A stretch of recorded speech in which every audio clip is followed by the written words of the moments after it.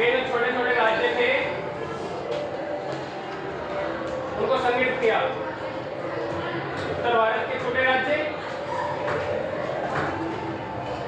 छोटे छोटे स्वतंत्र राज्य, ये स्वतंत्र राज्य थे।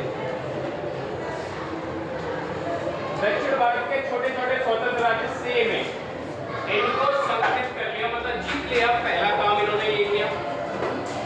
अब देखिए, प्रबल साम्राज्य का डर के संघ शक्ति के बल पर सबों एवं कुषाणों के पंजों में फंसे पश्चिमी उत्तर भारत को स्वतंत्र हेतु आक्रमण की योजना बनाई।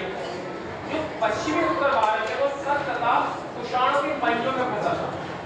शक तथा कुषाणों के पंजे में फंसा था। शक तथा कुषाण पहले से इसमें शासन करते थे और हम ईस्वी में आ गए, हम ये सब कुछ नहीं है। तो पश्चिमी उत्तर भारत का मतलब ये वाला भारत, ये वाला, ये यहाँ सिकंदर से आने की कोशिश होती थी। पश्चिमी उत्तर भारत, पश्चिमी उत्तर भारत, ये चाबी आएगी तो पश्चिमी उत्तर भारत इस भाग को बोलते हैं। ये शकों तथा कुषाणों के हाथ में था, इनके हाथ में था बेटा। इनके पंजों से इन्होंने निकालने के लिए अभियान चलाए। ये महत्वपूर्ण बातें चलेगी।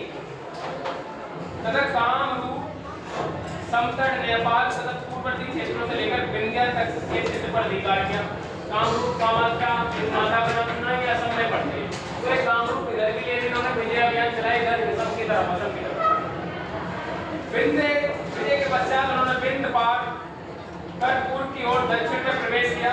मेरे लाल बार बार जो विंध्य का नाम आ रहा है, विंध्य का नाम ये विंध्य है। विंध्याचल पर्वत को विंध्य कहते हैं।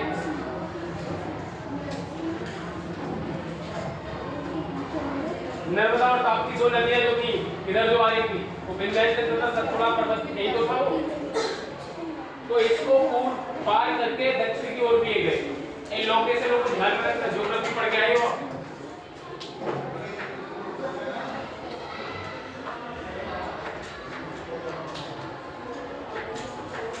चारों तरफ इनकी विजय का पताका रहा। विदेशी इतिहासकार ने इनकी बुरी प्रशंसा की है। बुरी मतलब बहुत अधिक इनकी प्रशंसा की है। हिंदू नेपोलियन नाम से इनकी वीरता का लोहा माना है। जो इन्हें हिंदू नेपोलियन माना गया है। नेपोलियन एक राजा था जो तुम नवे में उसके बारे में पढ़ो।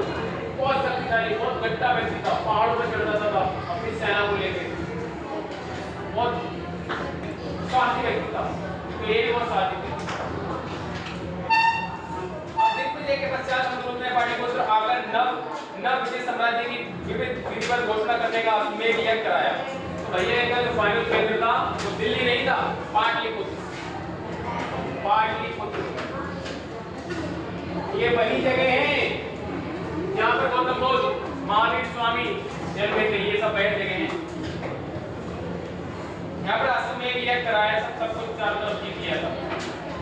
अब देखिए आगे पढ़ेंगे। अश्वमेध यज्ञ का सम्राट कहलाने का अधिकारी बनने के बाद उन्होंने विदेशी आक्रमणकारी कुषाणों का अंत करने का संकल्प किया। जो आक्रमणकारी कौन थे? कुषाण। ये किसके बाद आए थे? ये समुद्र को सिकंदर तो आया था चैप्टर में, उसके बाद आए थे कुषाण का गुण। इनको खत्म करने का इन्होंने निश्चय किया। You can talk on me on this topic especially now in the forthcoming time, anytime you can discuss especially. Everything is going to be in the recorded form, so you have to dictate it very properly form. भैया एक चीज एक ऐसे question भी कर सकते हो, लेकिन हमें ये चैप्टर 2 दिन से चल रहा है और 2 दिन में हमें फिनिश भी करना है।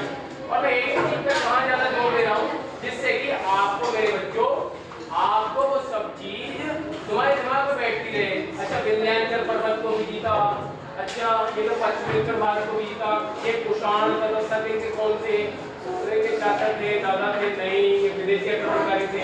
तो तुम्हारे दिमाग में ये बैठना चाहिए, ठीक है? क्योंकि तुम पढ़ने के लिए आए, मैं पढ़ाने के लिए आऊँ। मैं नहीं पढ़ा दूंगा, मेरा दिमाग खराब होगा। तुम नहीं पढ़ोगे, तुम्हारा दिमाग होगा खराब नहीं बाद में। अभी तो मस्ती लगेगी, लेकिन थोड़ी देर में मटर करती लगेगी, ठीक है? आगे क्या हुआ? दिशा में गंधार आदि भारतीय प्रदेशों में कुषाण के छोटे छोटे राज्यों ने समुद्रगुप्त का आधिपत्य स्वीकार कर लिया। ये एक शब्द और आया बेटा गंधार। अभी इसके ऊपर डिस्कशन करेंगे। लगभग 200 वर्षों के निरंतर संग्राम के पश्चात भारतीय कृपाण ने भारत में कुषाणों की सत्ता को जड़ से उखाड़ दिया। आक्रमणों की समस्या का स्थायी समाधान हो गया। सारा श्रेय सम्राट समुद्रगुप्त को मिला। कुषाणों का अंत कर रहे दूसरी दिशा से भारत पर आक्रमण करने वाले शकों पर नियंत्रण करने की पूरी तैयारी कर रहा था। उनकी मृत्यु 375 में हो गई। धरती पर कब बैठे? 330 में। कितने में? 330। अब क्या आने वाला है 4 साल बाद 2030। तो कितने साल हो जाएंगे? 1700 साल। कितने साल हो जाएंगे? कितने साल हो जाएंगे? 1700 साल। अब इनके बेटा आएंगे चंद्रगुप्त द्वितीय। चंद्रगुप्त द्वितीय, इनके पापा कौन थे? चंद्रगुप्त प्रथम। और वो जो चंद्रगुप्त थे वो कोई नहीं थे, वो केवल चंद्रगुप्त थे। अब इनके बेटे कौन आएंगे? चंद्रगुप्त द्वितीय, जिनका नाम था विक्रमादित्य। आप सोचो दिनांक 2001 दिनांक 25 अक्टूबर है विक्रम संवत के अनुसार 2081 को ये भाई विक्रम संवत है, समझ लीजिएगा। उनके बेटे चंद्रगुप्त द्वितीय गद्दी पर बैठ गए। चंद्रगुप्त द्वितीय के पिता के समान प्रतापी राजा थे। चंद्रगुप्त ने 375 ईस्वी से 414 तक शासन किया। चंद्रगुप्त द्वितीय के बाद 414 में कुमारगुप्त उनका बेटा कुमारगुप्त 414 में गद्दी पर बैठा। 455 तक शासन किया। गुप्त साम्राज्य पर राज्य किया। कुमारगुप्त के पश्चात स्कंदगुप्त 455 से 465 तक। तो स्कंदगुप्त तक इनका शासन ज्यादा दमदार रहा। ये एक जगह का डिस्कशन मैं करने वाला था, गंधार। ये यहाँ पर देखिए अफगानिस्तान में ये गंधार है। गंधारी के बारे में आपने खूब सुना है महाभारत। गंधार देश से यानी गंधारी। तो यहाँ के जो कुषाण थे, यहाँ के जो कुषाण जो सब थे, उन्होंने क्या किया बेटा? यहाँ के लोगों ने इनकी सत्ता स्वीकार कर ली। यहाँ के लोगों ने इनकी सत्ता स्वीकार कर ली। यहाँ के व्यक्तियों ने इनकी सत्ता स्वीकार कर ली।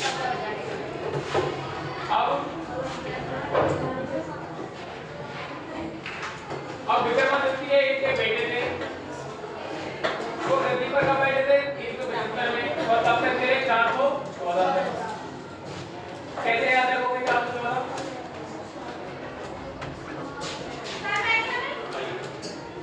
कैसे क्या बेटा? याद लिख के देखना 414 तक लिख के चंद्रगुप्त द्वितीय। ठीक है। चंद्रगुप्त द्वितीय के बाद कौन आए? कुमारगुप्त। कौन आए? कुमारगुप्त। और कुमारगुप्त के बाद आए स्कंदगुप्त। तो दो गुप्त आए, कुमारगुप्त स्कंदगुप्त। उससे ऊपर चंद्रगुप्त द्वितीय, उससे ऊपर समुद्रगुप्त, उससे ऊपर चंद्रगुप्त।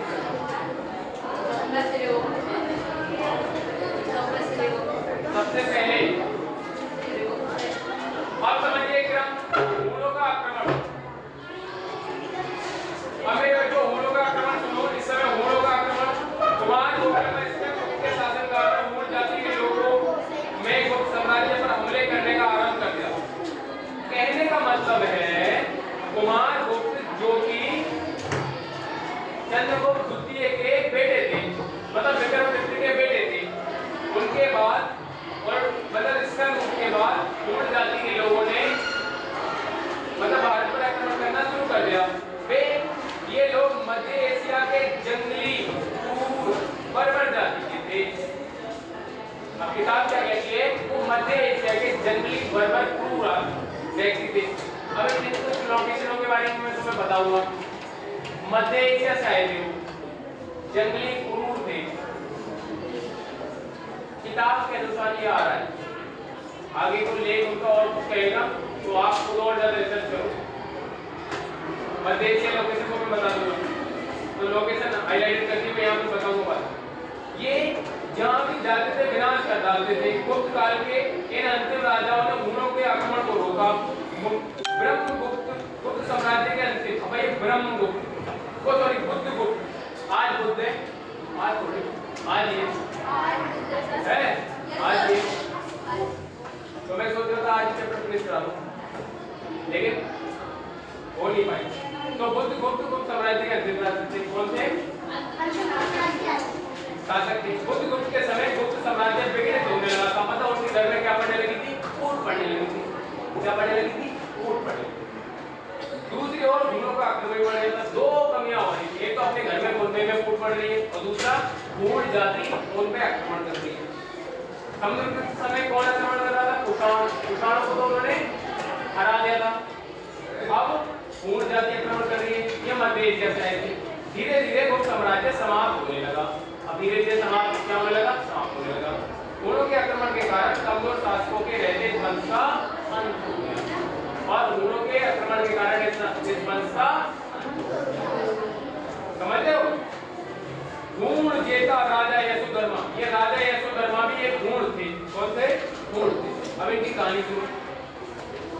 6वीं शताब्दी के प्रारंभ में, मतलब 501, 502, 503, यहाँ से क्या हो गई? 6वीं शताब्दी शुरू के प्रारंभ में मगध के सिंहासन पर एक अयोग्य राजा परम गुप्त आसीन था।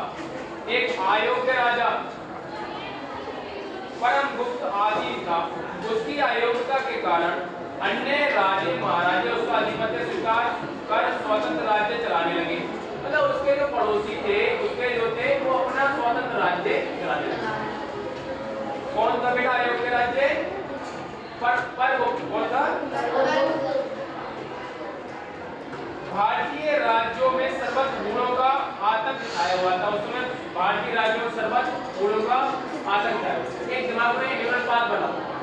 5वीं शताब्दी का प्रारंभ अर्थात 501, 502, 503, 504, 506, 7, 8, 9, 11, 12, 13, 14, 15, 16, 17, 18, 19, 20, 21, 22, 23, 24, 25, 26, 27, 28, 29, 30, 31, 32, 33, 34, 35, 36, 37, 38, 50 का भी मध्य हो जाएगा। तो चारों तरफ भारत में किसका आतंक फैला हुआ है? भूणों का। और गुप्त साम्राज्य क्या होने लगा है? कमजोर होने लगा है। तो एक निम्नपात बैठाओ। अभी 2000 चल रहा है। हम तुम में से बहुत दूर है और तुम्हें पता पड़ेगा देखो कैसे कैसे होता है। अब समझिए, अब ये समझने वाली बात है। आज से 1500 साल पहले भारत में क्या हो रहा था? जैसे 3500 साल 5000 साल पहले सिंधु घाटी सभ्यता हो रही थी। 2500 साल पहले गौतम बुद्ध थे। 1500 साल पहले भूणों का आतंक हो रहा था उत्तर भारत में। अब उज्जैन में जब सम्राट विक्रमादित्य का सिंहासन था, भूण राजा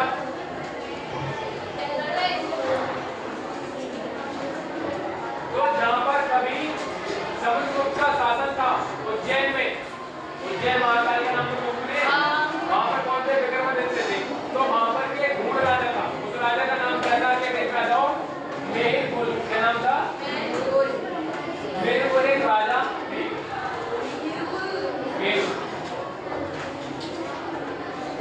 अब क्या होता है आगे देखिए, अकेले उस पर आक्रमण करने का साहस किसी में नहीं था। अब मेरुकुल के ऊपर कोई आक्रमण नहीं कर सकता था क्योंकि वो शक्तिशाली था। उसके घर में फूट पड़ी थी, गुप्त साम्राज्य फूट पड़ी हुई है। अब समझिए, ऐसे विकट परिस्थितियों में भूणों की सत्ता का निर्मूलन करने की प्रतिज्ञा करने का एक पराक्रमी वीर योद्धा यशोधर्मा आगे आया।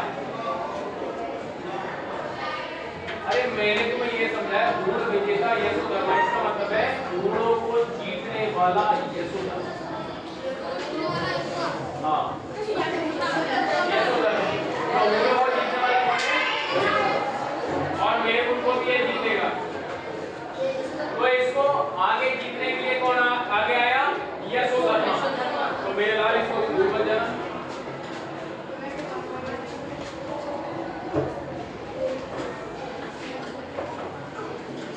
क्लियर? यशोधर्मा भूणों को जीतने के लिए आगे आया। वह मालवा प्रदेश के एक छोटे से राजा थे, परंतु उनका साहस, राष्ट्रीय अभिमान, भूणों के राज अधिकार, मेर को सिंहासन प्रचार, भूणों का अंत करने वाला था। मतलब वो मालवा प्रदेश के राजा थे।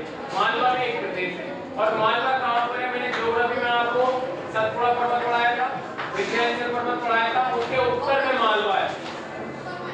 ये विंध्याचल पर्वत के उत्तर में राजस्थान वाले क्षेत्र में मालवा है।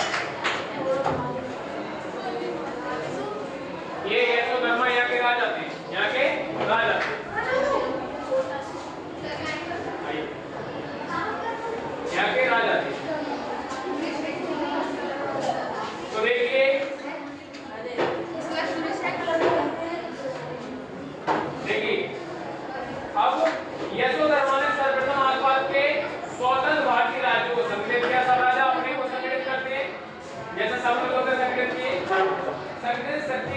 और संयुक्त युद्ध की योजना बनाई। इन राजाओं ने यशोधर्मा के नेतृत्व में हुणों के विरुद्ध चारों ओर से एक साथ आक्रमण किया।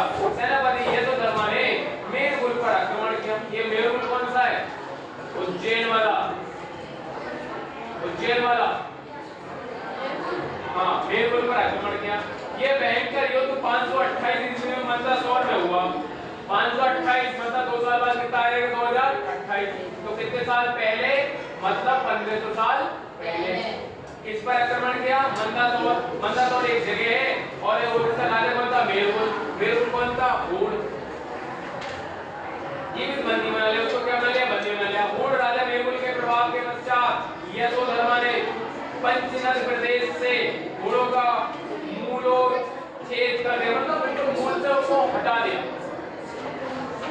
पंचनद को स्वतंत्र भारतीय राजसत्ता का स्थायी प्रबंधन कर यशोधर्मा अपनी विजय सेना के साथ मालवा लौटे।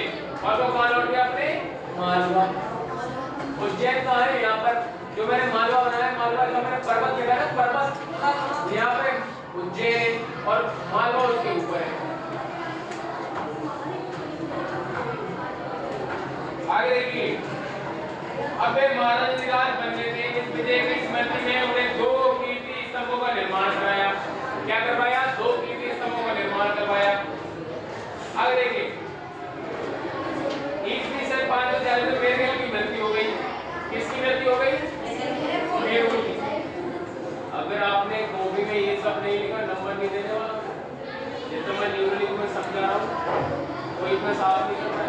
मेरे दिमाग की गति जितनी पड़ी है, पढ़ते पढ़ते मैंने अपने जीवन में 6th क्लास से लेकर आज तक कम से कम 50,000 घंटे पढ़ाई की होगी। तो मैं पढ़ने में ना तो मैं कंफ्यूज हूँ, ना पढ़ाने में मैं कंफ्यूज हूँ। मुझे पता है पढ़ाई की कीमत है। जो व्यक्ति दांत फाड़ रहे हैं वो समझे, उनको कुछ समझ नहीं आ रहा है तो समझने को अभी अथाह समुद्र पड़ा है, तो अभी गहराई से डूबिए। मेरुल के बारे में देखिए, 540 में मृत्यु होगी। आपको हालांकि कानों तक आवाज आपकी पहुंच रही है, लेकिन आप दांत फाड़ के ये अपने अंतरात्मा में नहीं बैठा रहे। 540 में मृत्यु के पश्चात सिंध के उस पार थोड़े से हूण बचे थे। अब एक साथ आए सिंध के पास थोड़े से हूण बचे थे। आए हूण कहां से थे? ये इधर से आए थे। ये सिंध है, ये सिंधु नदी है ये, और ये सब मध्य एशिया से आए थे यहाँ से। तो यहाँ पर थोड़े से हूण बचे थे। इनका काम क्या था? लड़ना भिड़ना। थोड़े से हूण बचे थे।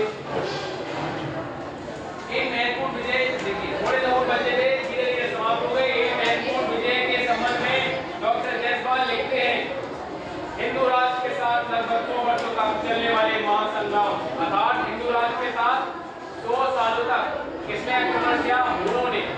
540 में कौन खत्म हो गया? मेरुल। कहने मतलब 100 साल पूरे हो गए। तो कब से शुरू होगा? 440 से, और उससे मतलब गंभीर युद्ध चला होगा।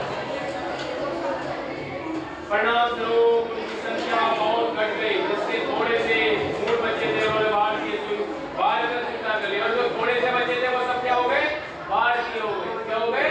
भारतीय। तो जो व्यक्ति लड़ते झगड़ते वो कौन है? हूण है। कौन है? हूण है। अगर कोई लड़ रहा है, झगड़ रहा है, तो किसका हूण है? हूणों का, क्योंकि हूण भी भारत में मिल गए। हूण भी भारत में कोई है क्या? हूण नहीं है। आगे देखिए, और एक दो पीढ़ी में भारतीय समाज में इतने समर्थ हो गए कि उन्हें हूणा का कोई चिन्ह ही शेष नहीं बचा, और वो सब अपनी हूणगिरी निकल गए। उनकी हूणगिरी निकलने से भारत में समा गए। इलाके को गीत गाने लगे, भारतवासी जिंदाबाद।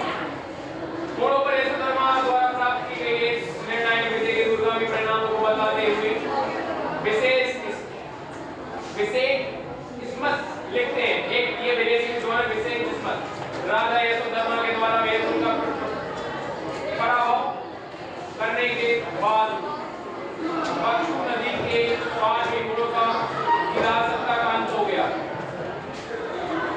उसके बाद लगभग 500 वर्षों तक, अर्थात 11वीं शताब्दी तक, ये बात लोटे से बने